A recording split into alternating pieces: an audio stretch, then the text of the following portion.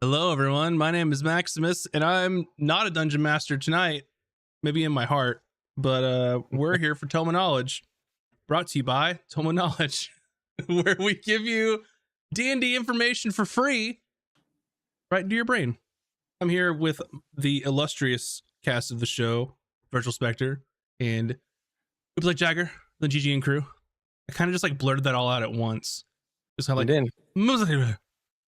I like the ad placement of our own ad within our own show. brought to you Good. by us. Yeah. Brought to you by our patrons. Thanks, patrons. Go to patreon.com/casters and cantrips to become one of them. Become one of us. And get early access. One of us. Get early access to becoming one of us. I hope everyone's having a good week. Mine's off to an excellent start. Totally not D&D related, but we found out this morning that we have to have our yard dug up. Oh no! So there's a backhoe in our front yard. Do what? What? The Bat Cove. Backhoe. A backhoe, yeah. Little diggy boy.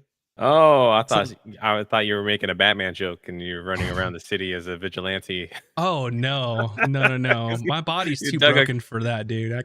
No way. You just put a robo knee like you did in the movie and you're good to go. I need a robo back, a robo organ or two, and then I'm fine. That'll make me more Iron Man though. But no, that was fun. Yeah, we're digging up my own bat cave. It's gonna be great. But anyway, hopefully you all are having a week that's good or great even. I don't know. Welcome to the stream. We're gonna be talking about new D&D things for the next X amount of weeks, because they're dropping them like crazy. Classes, spells, other fun things.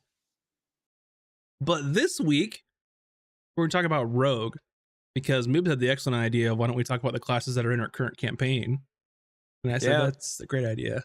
Actually, I think I just gave you thumbs up emoji. Did I don't remember. You did. I knew what you meant. You're like, that's awesome. I'm a bad friend. That's the world we live in. We just react with emojis now. Honestly, I'm here for it, because it takes a lot of pressure off of me. Then I don't have to formulate a response. I can just go boop. Thanks for the suggestion. Do you think? Imagine how hard it was. Thumbs up emoji, the most important one. In Egypt, doing hieroglyphics, when we're trying to respond to someone, they had to like etch it out, get some own chiseling tools. Now we just get to press a button. They had paper. It's called papyrus. Oh well, yeah. Papyrus. Yeah. I know what you did. Yeah. And birthed the best font that you could ever possibly have if your place of business is a zoo or the Rainforest Cafe. Everyone used it. Oh man. But anyway, I will say I haven't had a chance to watch this video for the Rogue yet.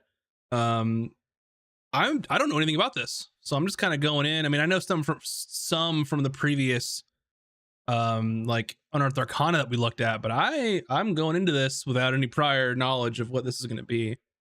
Same. I don't know if you two are or not. I don't know if you studied ahead. Fortunately for you all, I watched the video. Fortunately, good. We'll have one person who knows what the hell they're talking about. I've done nothing. Yeah, I would caveat, if you're gonna watch the videos, I would probably watch the weapon masteries first, then fighter, then rogue. Because in the video they don't go in fully in depth on the fighter. They just like mention like, oh, just like the fighter, we're doing this with the rogue. That's just what I think they're referencing. So we're not have to watch it, but we're not watching them in chronological release order. We're watching them in when we feel like order. In the Tome Knowledge cut. Yeah.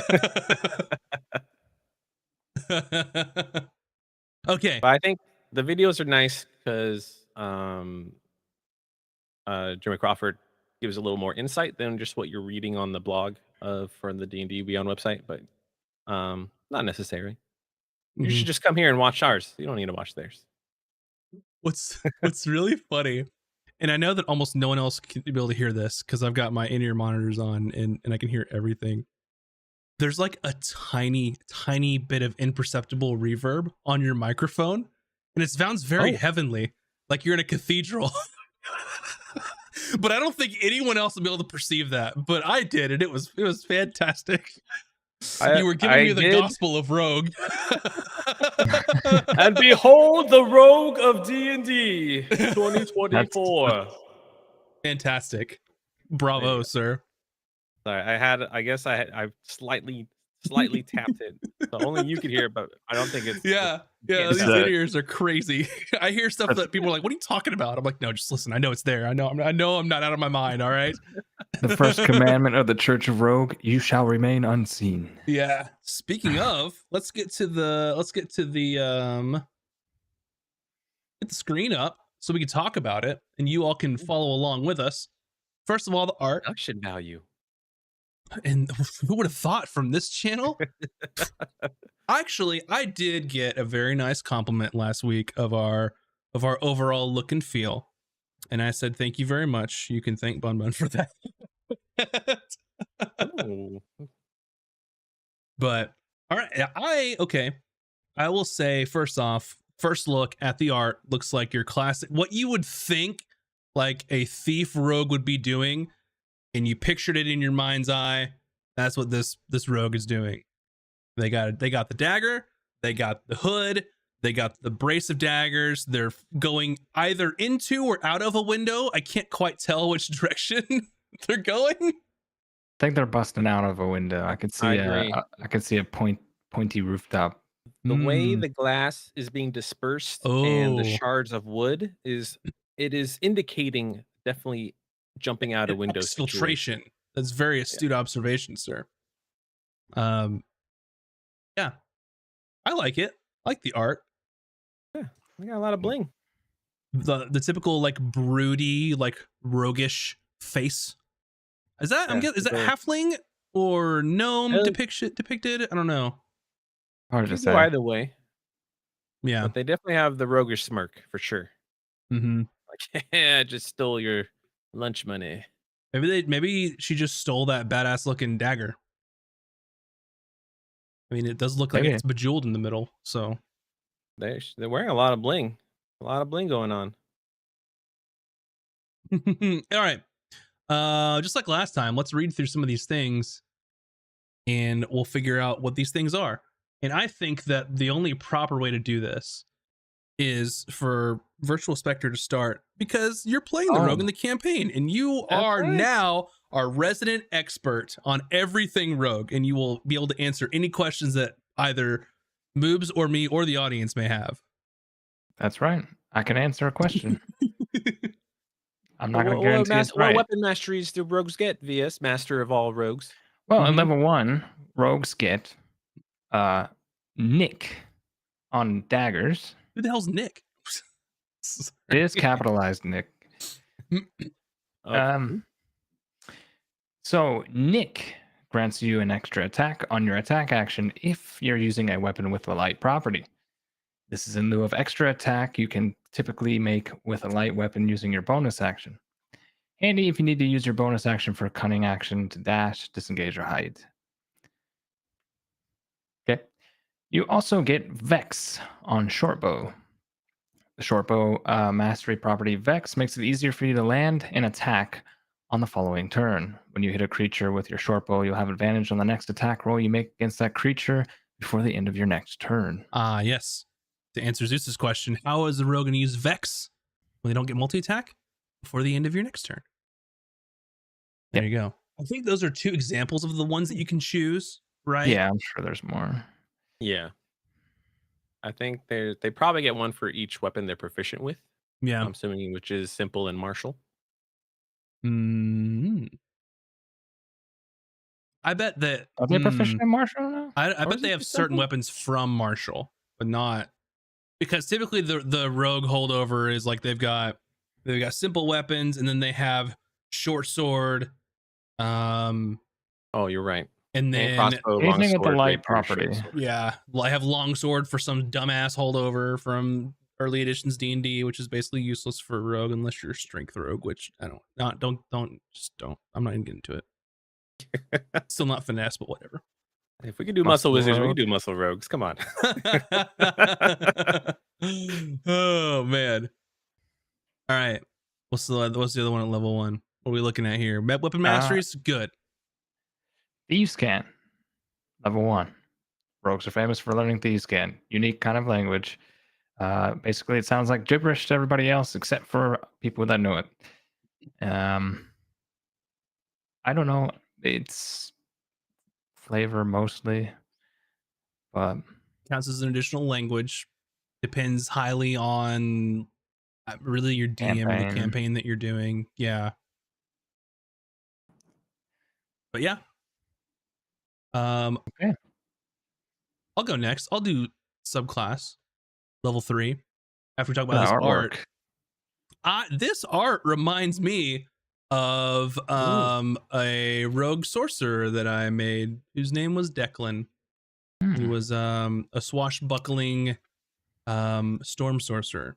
What's the rogue that's like does Arcane ghost trickster. stuff? Oh, soul knife. Soul Yeah, it knife. almost That's what looks those like a look soul like. knife. Mm-hmm. Yeah. I do like that. I like the soul knife class. We'll get to that in a second, but I do like this art. Because at first I thought Genasi, but yeah, I think more than I'm looking at it, we're looking at a soul knife type person. Yeah, But that's pretty dope. I'm liking the art. This You time gotta, around. you gotta have blue hair. I mean, come on. Well, maybe it's just yeah. I mean, yeah. Why not? Make your hair whatever color you want. Homestar Runner reference for all the old people out there. I don't remember that specific reference, but I'm picking up what you're putting down. So like all the other classes in 2024 D&D or 1 D&D or 5.5 D&D, whatever you want to call it, the next books that come out, each class gets their 4 subclasses, which is fantastic in the PHP. The first of which is Arcane Trickster. They've changed a couple things. Reversal Trickster, when you use the trip option of Cunning Strike. So your Cunning Strike is a specific rogue thing that we'll talk about at level 5. And you can target an additional creature within 5 feet of your mage hand. Interesting. So we'll cover Cunning Strike here in a minute. Assassin, it looks like that they are allowing you to more easily trigger your Assassinate and Death Strike, but the damage is reduced. And you're more adept at poisoning and impersonating others. And you can move after using steady aim, which is pretty awesome because normally in steady aim you weren't able to move and you got an extra little bonus to your attack and trade of that. But this one looks like you can do it and then move afterwards, which is cool. And I'm happy that they're changing Assassinate and Death Strike because those are very, very, very dependent on whether, like, how battles are set up, and it would constantly would lead to like the assassin player like, hold on, let's try and sneak up on him or set a trap, or like constantly kind of trying to bog combat down because you normally only get it in like a surprise round type situation or before other enemies acted, if I'm not mistaken. Which yeah, it almost never happened unless you really planned for it or your DM wanted it to happen. But yeah, you got an advantage on an attack roll against any creature that hasn't taken an attack or taken a turn in combat yet. And then you would do a surprise critical hit. So yeah, I'm fine with that. So Yeah, all good.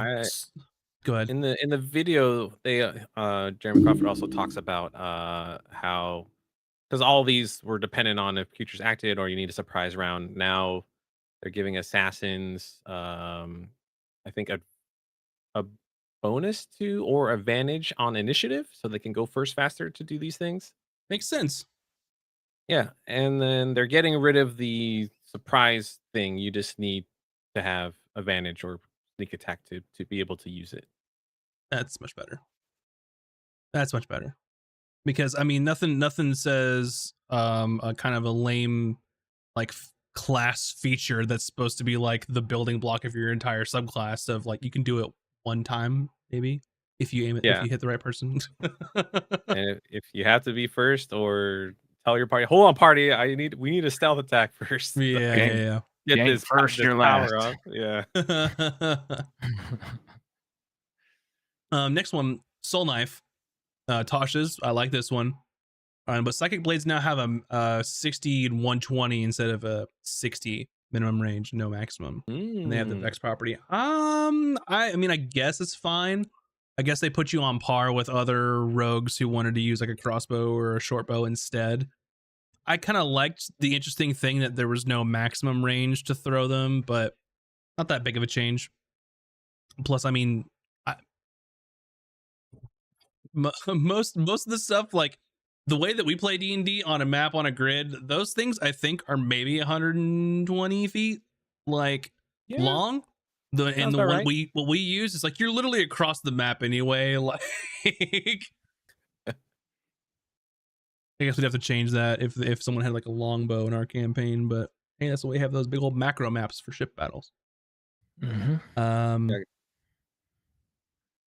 Last one, Jeremy Thief. also, Oh, go ahead. one more thing on the Soul Knife. Jeremy Yeah. mentioned that I guess previously or currently now, Mm-hmm.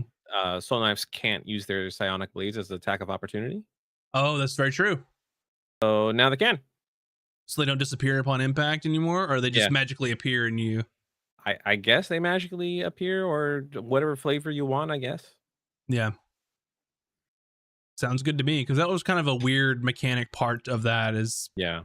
because a lot of the thing about rogues is like, I'm gonna sneak attack you off of my turn, which is once per turn instead of round. But I don't remember if they fixed that or not in the UA. We'll have to wait for the book. It doesn't mention sneak attack yet, does it? It does not. Interesting.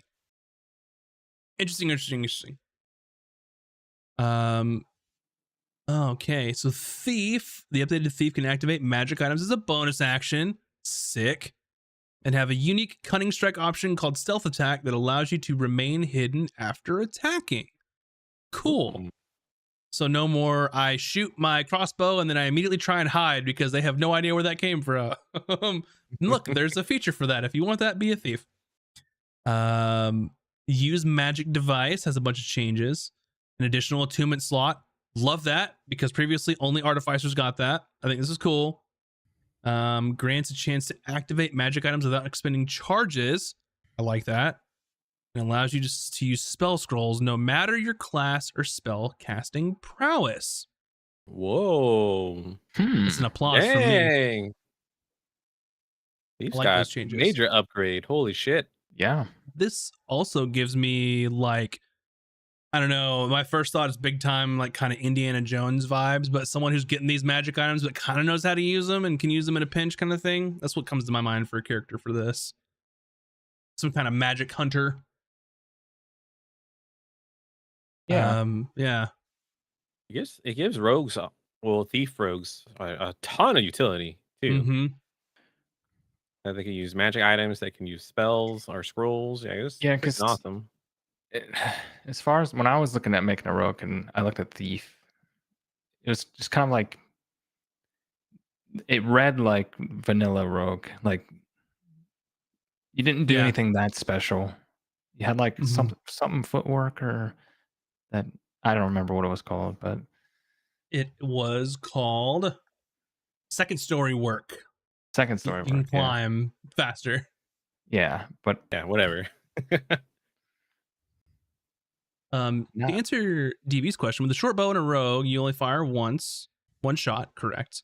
Don't soul knives get two. I do believe that is true, that they can do an action and a bonus action, so they get their 2 soul knives, if I'm not mistaken. Let's see. Yeah, psychic blades.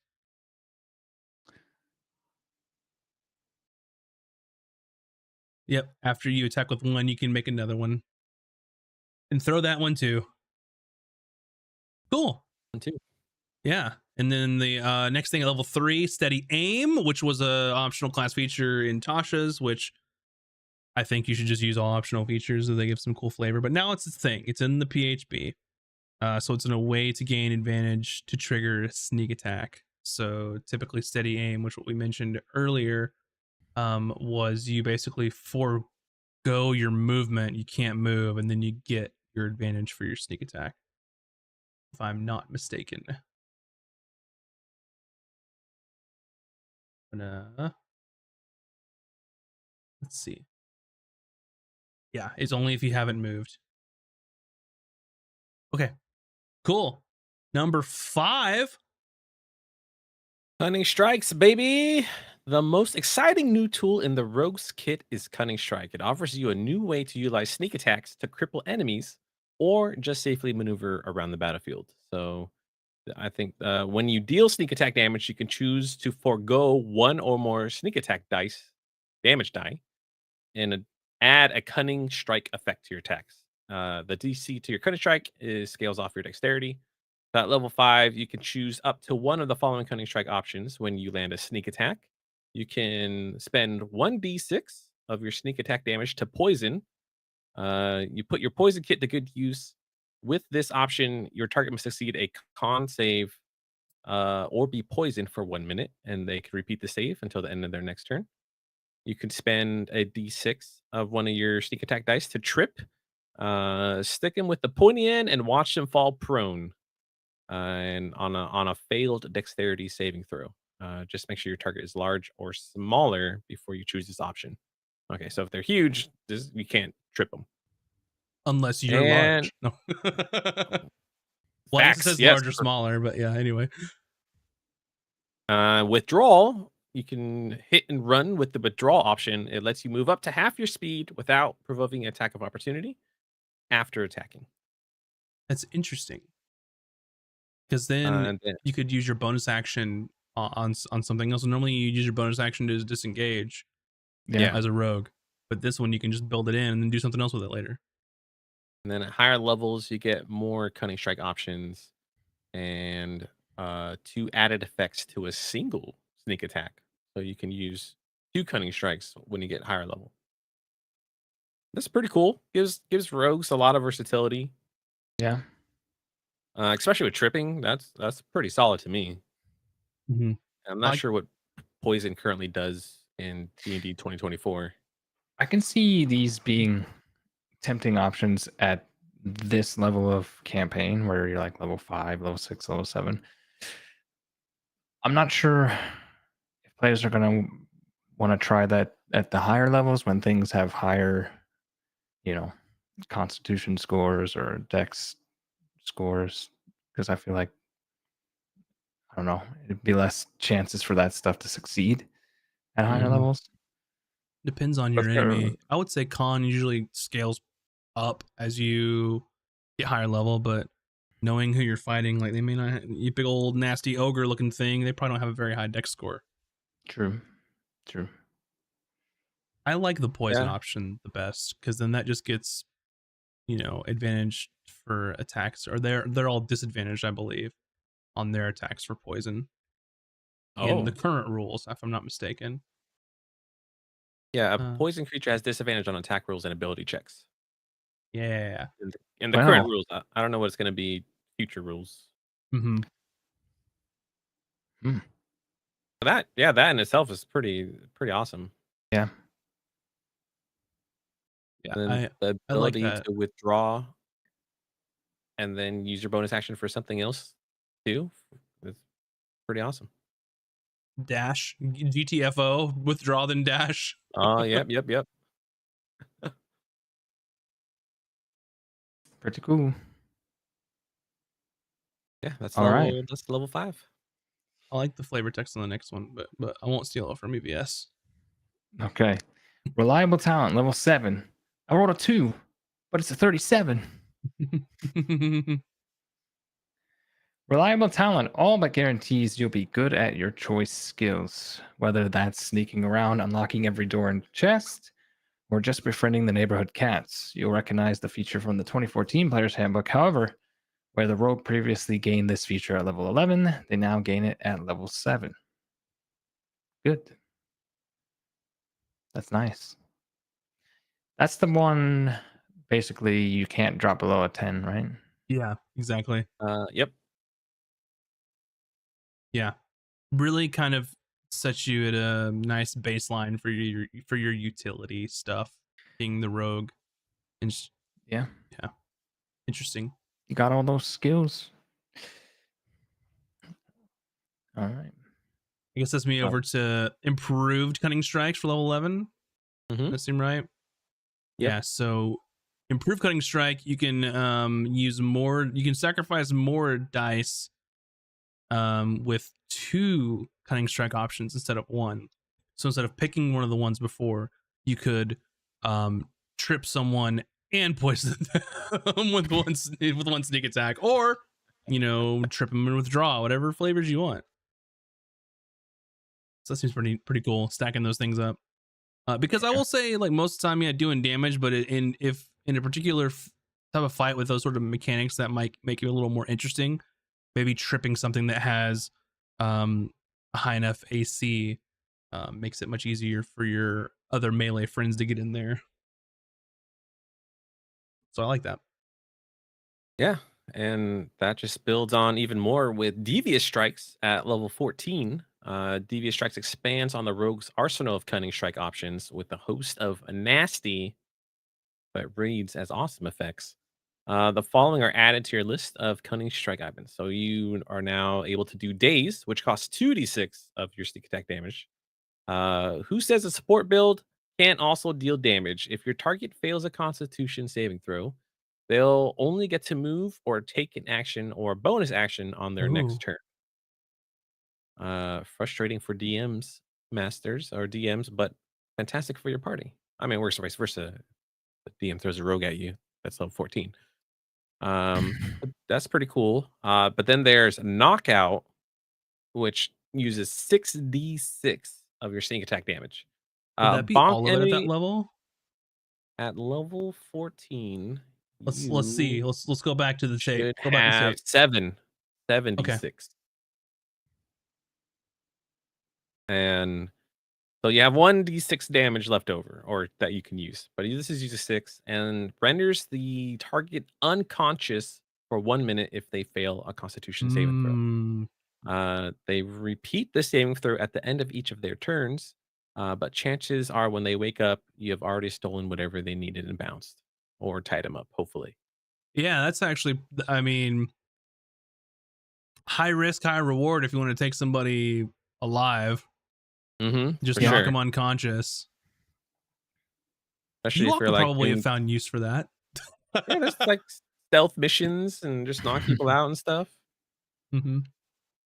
And the third one is Obscure, which uses 3d6. Who needs to slink into the shadows when you could just blind your target? With Cunning Strike option, your target will need to make a dex saving throw or be blind until the next turn. Interesting. So blind creatures can't see, automatically fail any ability checks that require Is sight. this like Attack rolls are at disadvantage, but enemies hitting the blinded target have advantage. it's like pocket sand? Yeah, it's just like I like that. The blood sport action. Yeah. We all know this, Steve. Yes. Stab them in the leg and toss sand in their face. Yeah. What's cool about this is with the blind condition, if you do it on a spellcaster, any spells that require them to see their target, they can't cast it either. Oh, that's true. That's pretty good. Mm-hmm. I'm liking the synergies that I'm seeing with this because at the very top they were talking about the nick property on light weapons, Mm-hmm. which gives you an extra attack as your part of your attack action.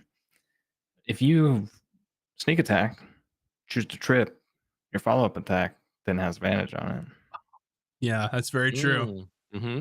Little sweep the leg and then just give him a little stab at the end. Yeah, it's pretty cool.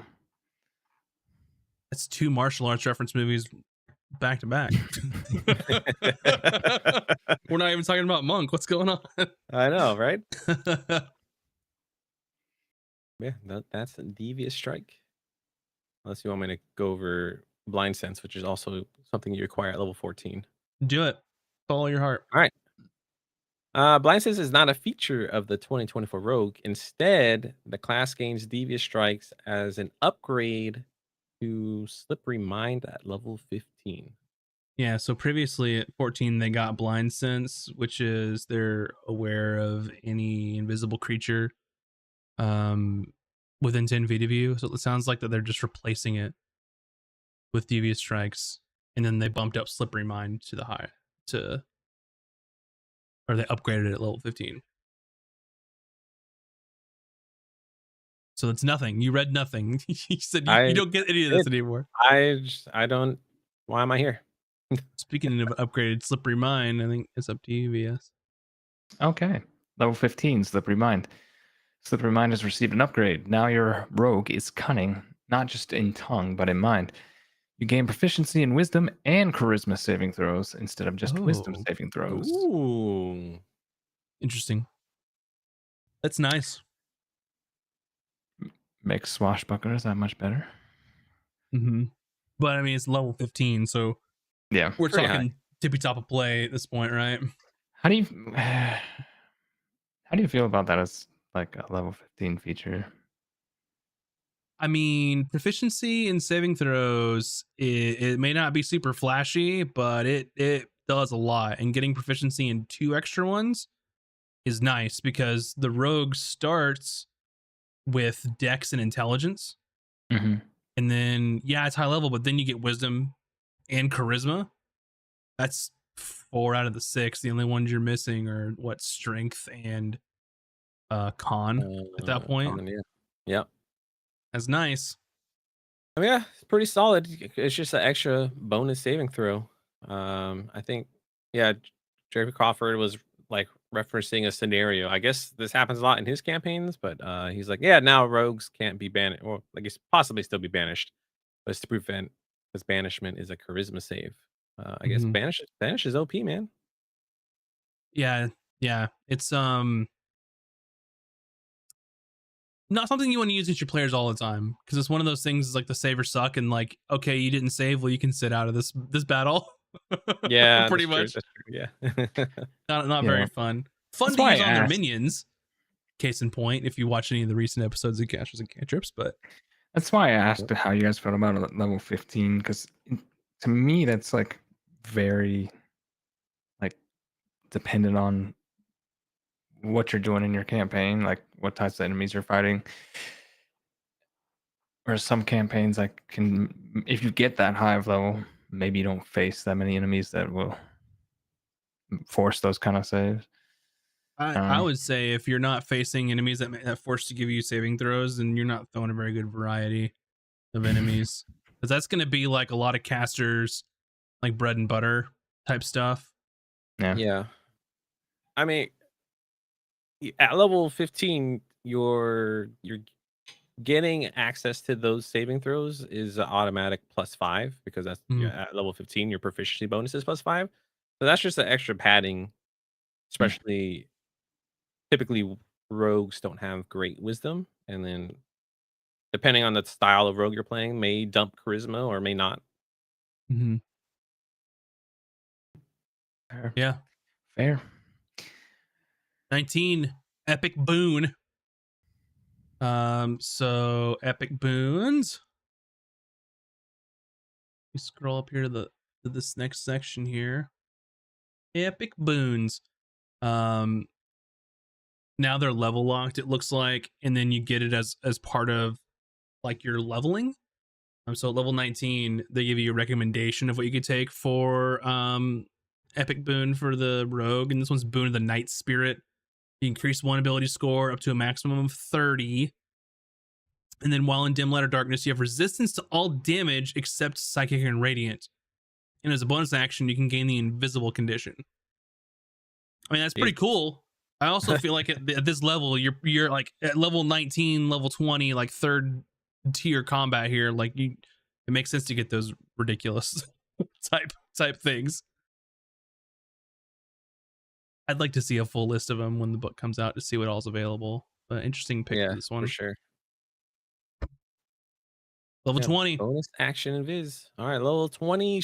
I don't think Paladin had a 20, but They just stopped at Epic Boon. But for Rogue's Stroke of Luck, Rogue's capstone feature gets 2 upgrades in the 2024 Player's Handbook. You can now use Stroke of Luck on saving throws. And when you fail a D20 test, it turns your roll into a 20, which means a miss attack becomes a critical hit. Oh, And this interesting. capstone feature functions the same. It recharges on a short or long rest.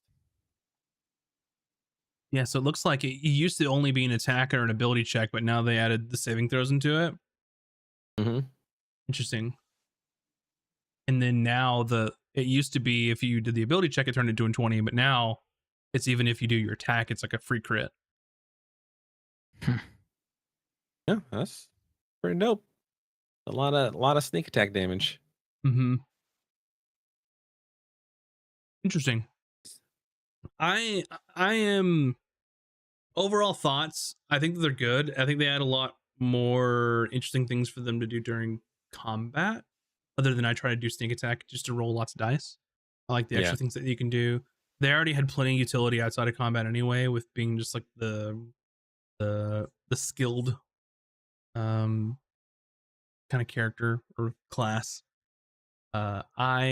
I'm a little sad that Swashbuckler wasn't one of the 4 subclasses that they picked, but I'm okay with it. It's still there if you want it. If you want to go back to the old stuff, because I will say of the subclasses that I don't think that one needed as much help as like the thief did, or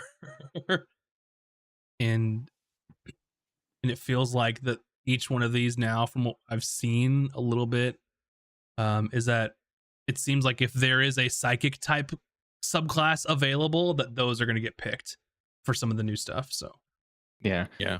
I think the ones they included are like 2 of them that needed a buff, some kind of assassin and thief, and Yeah. then Arcane Trickster is a very popular one, so they have to have it. And Yeah. Soul Knife is like the different flavor that's got cool stuff going on. So I don't know. Agree. I think they're good.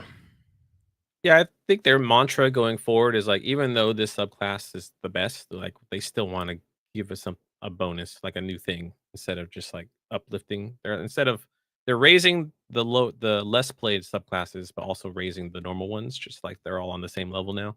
Mm-hmm. Yeah. I think while Arcane Tracer didn't get too much, but now your mage hand can trip up enemies while you trip as well. So it's like 2 trips in 1 turn. Yeah, and the other thing is that they can choose out their cantrip each time they level up now. So like a lot of other spellcasters, they'll let you to change spells every time you level and that kind of stuff. That's nice. Yeah. Totally agree. We talked about that artwork earlier with the blue glowy knife. Uh-huh. In my brain, I was thinking Phantom Rogue. Oh, Even though that's not one of the subclasses. Yes. I said like ghostly. I was like, oh, is that Phantom? But I think I said Soul Knife. You did, yeah. I'm happy with the ones that they picked. I'm overall, Yeah. I'm pretty happy with this. There's nothing that I hate so far. Like, I would 100% make a thief rogue for sure now. Yes. Yeah, sounds cool. That much utility. Like, you're the ultimate dungeon delver, you know? Yep. Make that. I'd like to see what they would have done if in reworking some of the other subclasses to like Phantom being one of them. Or like Inquisitive or Mastermind. Yeah. Yeah, I'm curious what the release schedule is going to be like if they're only doing 4 subclasses in the core books. Like, what are the supplemental books going to add? You know, and what's the timeline of those releases? I'm wondering, like, because we're thinking pretty far out now of like supplemental books and what they're going to be. I hope, man, I don't know. I hope that they just don't retread all of the subclasses that are already out and like redo them. I get that for the PHB, but give me some new stuff too. Give me some brand new subclasses. That'd be cool. Or Absolutely. maybe give me my Artificer back. Mm-hmm. Like, come on it. I know that they're not going to be core, right? What's that? They're not core, right? Even in the new books. Nope. And I don't think that they ever will be. But yeah, Sad. it is. The But idea of like a tinkerer in a fantasy setting is so cool, and if they just worked on them a bit more, I think they could. They have like a baseline there with how they are currently, but if they just build on that a little bit more, I think they could be pretty sweet. yeah, Alan in chat is basically right. They're pretty much Eberron. They're like the poster class for Eberron, kind of like how Warforged are like Eberron. But I mean, now the home setting for this 2024 is Greyhawk, so it'll have to wait until an Eberron book comes out again. Maybe, I don't know. I just like the Artificer. I just wish they had as many subclasses as the other ones did, but anyway, with that being said, thanks for watching. Thanks for hanging out with us. I'd say overall, what, thumbs up from each of us for the Rogue? Yeah, for sure. I'm happy about it. I got no complaints. So far, I think we're off to a good start. I haven't seen anything super egregious. So thanks for watching, everybody. We will be back this Friday, 6 p.m. Pacific time is the specific time to watch our newest episode of our campaign 2, which is going to be interesting because they're kind of in a pickle. So you don't want to miss that. Come hang out with us. We'll be here on YouTube or Twitch. Watch us live. You know what? And if you can't catch us that night, good news. You can catch it on VOD or on our podcast, on any of the podcast platforms and where they're sold. So thanks everybody for watching. Go check out our Patreon. Go check out our YouTube. Come say hello to us. Thank you all for watching and telling all of your friends about us. And as always, if you want to tell us what you like or don't like about the new Rogue for 2024, hang out on our Discord. Let us know about it. Discord.gg/casters and cantrips. So thanks for watching. We will see you all next time. Have a fantastic night. Bye-bye. Hey, everybody. Bye.